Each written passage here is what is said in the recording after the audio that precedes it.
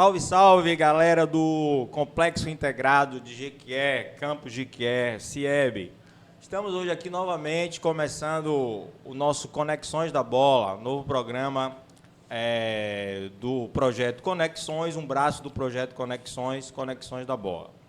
Antes de mais nada, agradecer as parcerias desenvolvidas pelo projeto, um abraço especial ao diretor do CIEB, professor Júnior Gonçalves Júnior, que foi um dos idealizadores e um dos entusiastas, né, desse projeto. E também a Universidade Estadual do Sudoeste da Bahia, em parceria com o curso de Educação Física, professor César Pimentel, que será um dos nosso primeiro entrevistado aqui. O projeto também Academia da Bola, né? Então, agradecer esses parceiros que nos ajudaram para que nós pudéssemos dar esse pontapé inicial no projeto Conexões da Bola. Tá? E hoje a gente recebe aqui ele, né, o professor César Pimentel, professor da UESB, coordenador do curso de mestrado em Educação Física da UESB, né, um dos idealizadores desse projeto. E o objetivo da gente hoje, nesse pontapé inicial, é justamente trocar algumas ideias com ele, ouvir como é que surgiu a ideia do projeto, quais são os objetivos, quais são, na verdade, os sonhos em relação a esse projeto, já que nós temos, né, as pessoas que gostam de futebol, como eu, como o professor César Pimentel, sabe da importância dessa temática, dessa discussão. Então, eu gostaria de... Professor Pimentel, seja bem-vindo, obrigado pela presença. E sinta-se à vontade. Você que já é da casa, já foi professor aqui, né?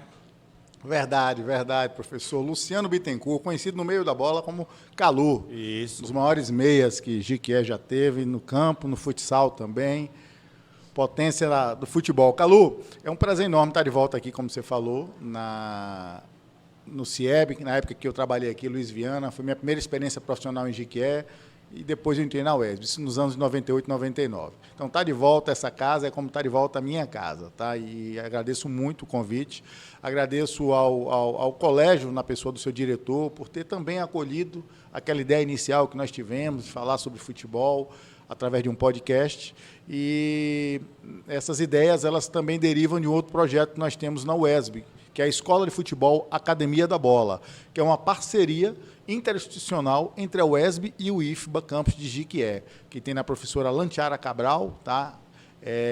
A coordenadora geral do projeto. Então, a ideia, cara, é bater um papo a partir da produção do conhecimento no futebol, com os alunos do CIEB, com a comunidade estudantil como um todo. A gente sabe que o Conexões ele tem um grande lastro de abrangência nos meios digitais, e tentar favorecer isso um pouquinho fora da caixa dos programas esportivos tradicionais.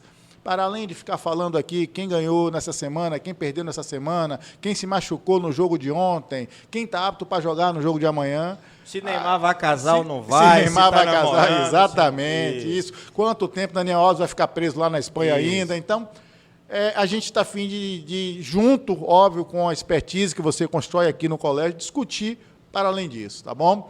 Então, racismo, misoginia, violência, homofobia, são temas que os programas de esporte não querem discutir.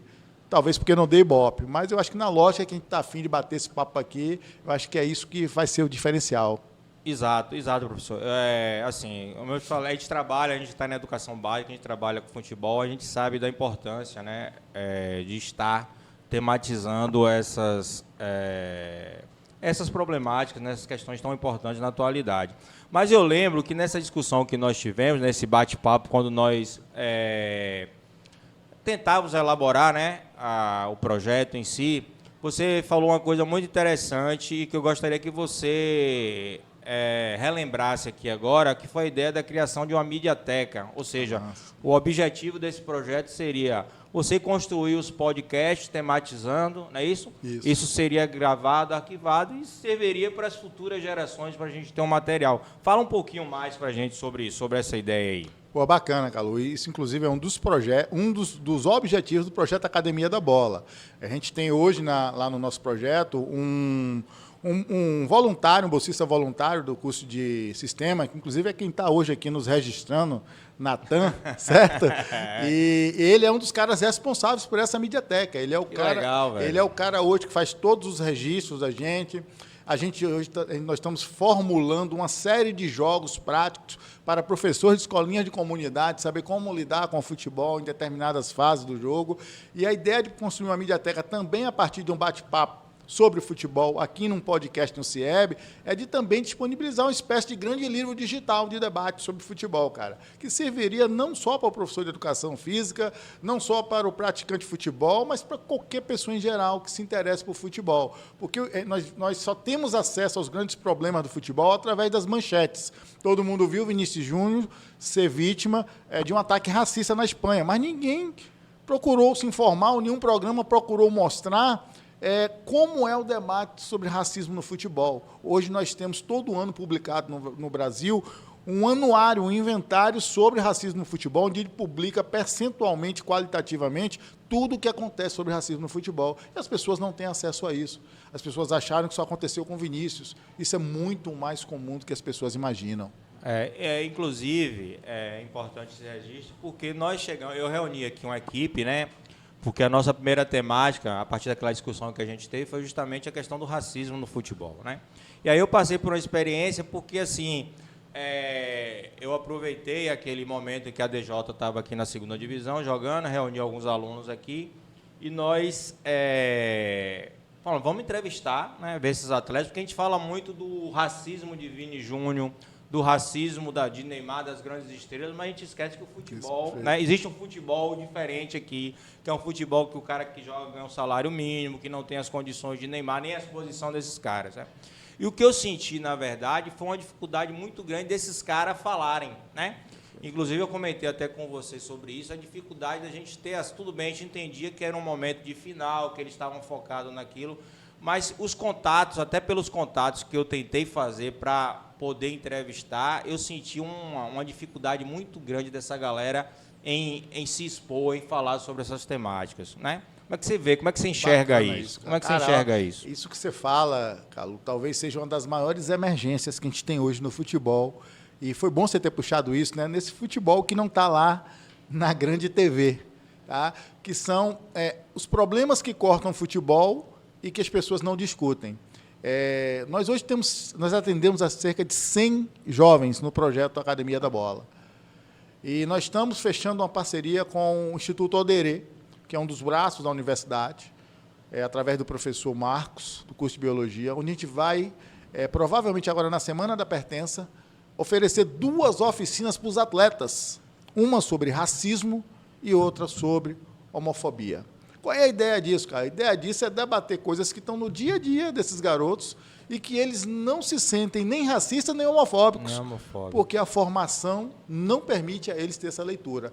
Então, isso que você fala, cara, é uma verdade. Você teve dificuldade, porque as pessoas não acham que tem racismo aqui na periferia do futebol e nem tem homofobia na periferia do futebol, quando, na verdade, está vivo, latente e aí efervescente. Eu acho que, quando eu fiz essa observação, né, inclusive alguns alunos que estão nessa estação do Conexões da Bola, somente as meninas, me questionaram isso, professor. O pessoal não quer falar com a gente, é salto alto. Então, eu falei, não, galera, a gente tem que entender todo esse processo, né? A gente tem que entender culturalmente de onde vêm essas pessoas, né? São pessoas que têm essa carência do ponto de vista instrucional, educacional, né? E a gente tem que entender justamente isso. Eu chamava sobre talvez eles não se reconheçam, né? Muitos não se reconhecem como negros, outros não se reconheçam sofrendo nenhum tipo de racismo. E aí, eu acho que esse projeto ele tem uma importância maior ainda quando nós observamos essa situação. Perfeito, né? Quando nós percebemos, né, que uma parcela significativa desses, né, que são discriminados, que sofrem o preconceito, não se reconhecem nessa condição.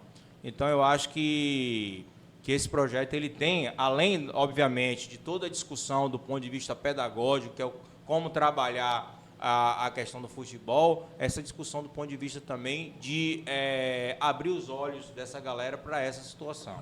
Exato, velho. Velho, eu vou te contar uma experiência rapidinha aqui. Eu levei meu filho para assistir o primeiro Bavi da vida dele. Meu filho é Bahia, e isso deve ter uns... Qual é meu... Tricolor de aço. Isso, perfeito, o tricolor de aço. E levei ele na Arena Fonte Nova, deve ter uns 6 meses. E ele começou a visualizar algumas coisas lá, que, óbvio, depois em casa eu fui discutir com ele, né? Nós estávamos no setor da arquibancada, logo na frente 3 garotas, e a todo momento essas garotas, a todo momento, com palavras de ordem, daquele tipo que a gente vê nos estádios, muitas delas, inclusive, misóginas, cara. E aí eu falava, cara, como é que pode uma própria mulher, ela está alimentando esse tipo de chavão? E aí a resposta é simples, cara, é um chavão construído no universo do futebol. Ou você fala o chavão, na lógica, óbvio, de quem fala, ou você não é do meio. Não é do meio, entendeu? E aí eu disse, meu filho, tá vendo aí, ó? Aí daqui a pouco o juiz errava, aquele coro homofóbico, juiz, ou seja, a pessoa erra, aí a forma de ofender a pessoa é tratando com homofobia, e esse é um valor que está dentro do estádio, cara. A CBF diz que vai punir, pune, mas não tem jeito, tá lá. E é interessante isso, porque assim, eu sou torcedor do Bahia, né? Eu sou tricolor de aço, e eu acho que o Bahia é pioneiro em nos últimos anos, né? Na gestão Belitani. Futebolisticamente falando, não, foi fraquíssimo. Ele fez mais propaganda, ele foi bem pra caramba no marketing, mas para armar time fraquíssimo. Mas o Bahia, ele foi destaque nacionalmente em várias campanhas no sentido, né, da questão da homofobia. Da homofobia, do racismo. Eu lembro o cara, acho que era o volante do Bahia na época, o menino, tá até na Arábia hoje, Fábio, eu acho que ele jogou com a camisa 24, que houve aquela polêmica com o Cantilho no Corinthians, que se recusou, e aí o Bahia encampou e aí acho que foi Flávio o nome dele, esqueço disso, cabeça de área do Bahia, Flávio, ele falou, não, eu jogo com a 24, e ele jogou com a 24 no Bahia, entendeu? Teve a camisa do Bahia que o Bahia lançou, da Consciência Negra, uma camisa muito bonita, por sinal, uma camisa branca linda. Então, toda essa discussão... E a camisa atual do Bahia hoje, se você notar, perto do escudo, são as do Senhor do Bonfim, as fitinhas do Senhor do Bonfim. Eu não sabia disso. Meu filho que me mostrou, mostrando um pouco da questão do atletismo religioso. Entendeu? Então, assim, nesse aspecto aí, a gente vai para uma discussão importante. Por que, né, essas questões... essa questão da divulgação, ela não chegou ainda no torcedor. E aí a gente vai bater sempre na questão da educação. Os programas de esporte. Os programas de esporte, né? Que a gente vê algumas iniciativas importantes, mas ao mesmo lado vê comportamentos desse tipo no estádio que são... Calu, tirando o Abel Neto, que é um reconhecido narrador do Sport TV, me diga outro protagonista do esporte negro no Brasil. Protagonista não. Cara, é isso que eu estou dizendo, velho. Tem um agora que acho que ele era até da TV Educativa, que ele está na SPN.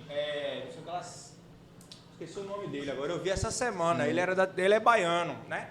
Que ele é negro e ele tá. Mas realmente só tem o Abel Neto. Mas se a gente for discutir isso, você vai para os técnicos de futebol. Quais são os técnicos de futebol na elite do Campeonato Brasileiro? Aí eu vou dizer que não existe racismo no Brasil, racismo estrutural que está estabelecido, enraizado, e a gente não discute isso nos programas, cara. Entendeu? Então, discute. Então, acho que esse é um grande problema, que eu acho que esse programa, o Conexões da Bola, pode trazer à tona, tá? Que é jogar luzes sobre algumas conversas que estão lá no cantinho, na gaveta, e ninguém quer abrir essa gaveta. Assim, a gente que é educador acima de tudo, mas eu acho que o futebol, por ser apaixonante, né? A gente que jogou bola desde muito cedo, se familiarizou com o futebol. O futebol, ele está nas nossas vidas. A gente, inclusive, eu tenho afirmado e eu afirmo que, para mim, o futebol é uma das, ou a manifestação, não sei se eu estou sendo louco nesse sentido, uma das manifestações mais importantes da modernidade e pós-modernidade. Não vou entrar nessa discussão agora, o que é pós-modernidade e modernidade, entendeu? Porque, e aqui no Brasil, isso se acentua mais ainda, porque a gente tem aquela história, é o filho que já nasce com o pai preparando o enxoval, é aquela questão que você falou do seu filho de levar para o estádio, de proporcionar e vivenciar essa cultura. Então, eu acho que o futebol, ele tem